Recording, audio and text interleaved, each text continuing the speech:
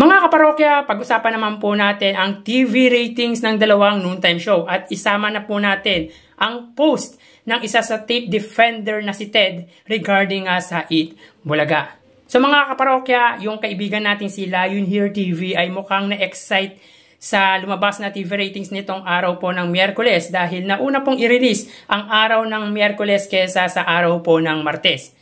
So bago natin talakayin yan mga kaparokya ay humihiling ako na pakisubscribe ang aking YouTube channel.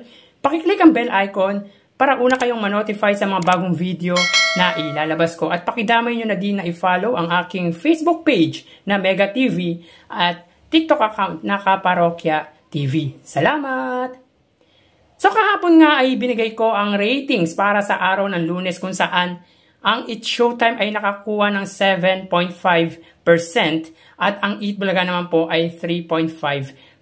So technically 4% po ang inilamang ng It's Showtime sa Eat Bulaga.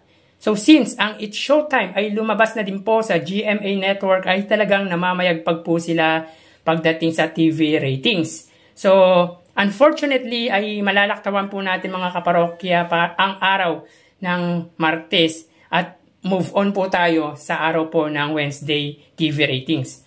So alam naman natin na holiday po last Wednesday at both noontime shows had high ratings. So mamaya after ko ibigay ang ratings ay pag-usapan agad-agad natin yung post ng isa sa tape defender patungkol nga sa Eat Bulaga.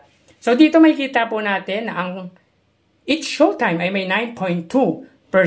So talagang mataas po ang nakuwang TV ratings ng It's Showtime. They also surpassed last week TV ratings in an ordinary episode ng mga noontime show wherein It's Showtime got 9.1%. Last week po yan. At ngayon po ay 9.2%. So above average po talaga nakuha ng It's Showtime while Eat Bulaga had 4%. So ibig sabihin nakuha din ng Eat Bulaga ang average ratings nila na 4%. Mataas na po ba ito? Yes, but not as It's Showtime did. Kasi mataas po talaga ang nakuha ng It's Showtime pagdating sa TV ratings against Eat Bulaga. So dito malaki po ang nabigay na ratings ng GMA na may 6.2%. Ang subsidiary nito na GTV na may 1.4%, ang A to Z got 1.2% at ang Kapamilya Channel ay may 0.3%. Ang Eat Bulaga naman po ay may 3.1% para sa TV5 at 0.9% para po sa RPTV. So talagang nagulat po ako sa RPTV dahil more than an average po ang nakuha nila which is 0.9%. So 0.1% na lang po ay 1% na po ang RPTV.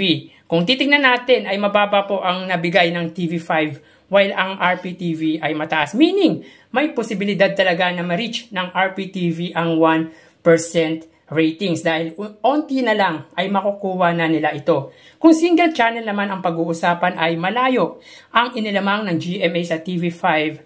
Ito yung mga main channel ng dalawang noontime show which are ang It's Showtime at Eat Bulaga. At makikita po natin na 3.1% po ang kanilang pagitan lamang ang It's Showtime. Tulad ng lagi natin sinasabi dito ay normal lang na angatan ng It's Showtime ang Eat Bulaga dahil sa mga bentahe nito. Una, yung reach at pangalawa, yung signal dahil hindi po magkatulad ang lawak at signal ng GMA at TV5.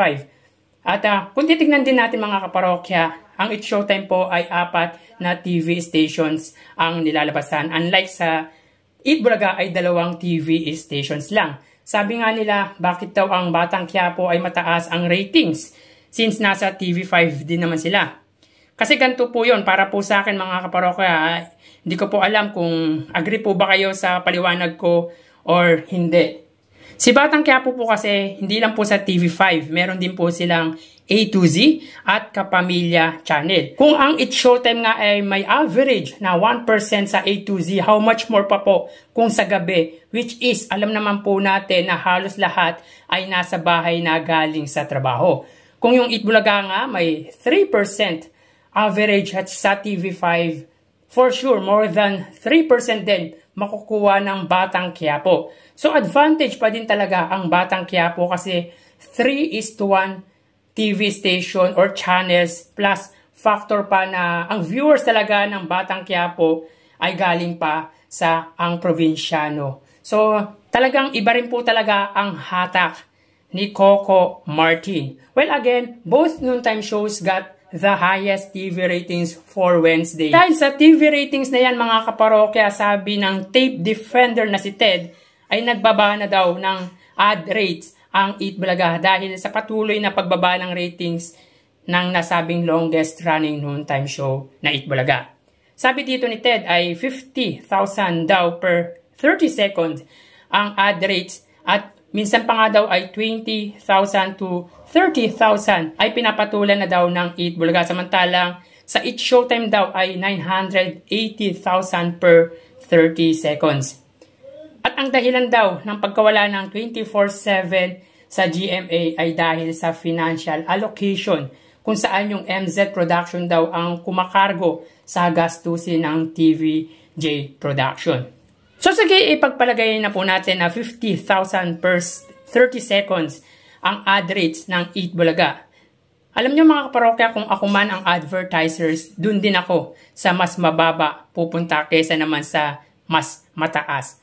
'Di ba? Pero syempre wala naman katotohanan 'yan kung puro reliable source lang manggagaling. Siguro hindi lang talaga matanggap ng mga tape defenders na nawala ang show nila na tahanang pinakamasaya. Dahil alam naman nila ang pangalan ng Eat Bulaga ay sumpa sa kanila. So ngayon po, puro paninira against Eat Bulaga ang ginagawa nila. Pati yung mga kilalang showbiz personality ay napapaniwala nila kahit walang basihan. Tsaka in the first place, alam naman po ng mga advertisers at sponsors na hindi malawak ang reach at signal ng TV5.